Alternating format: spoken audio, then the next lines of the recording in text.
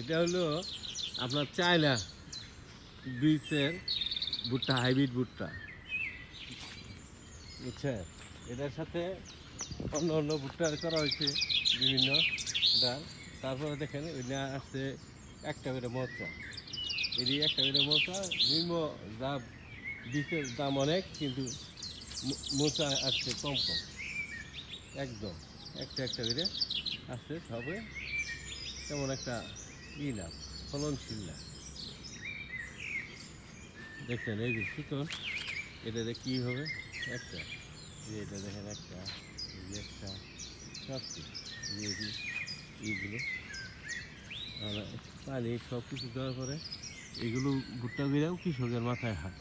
এর চেয়ে যদি বাংলাদেশে ভুট্টা থেকে বীজ সংগ্রহ করে করা হতো তাহলে আরও ভালো হতো।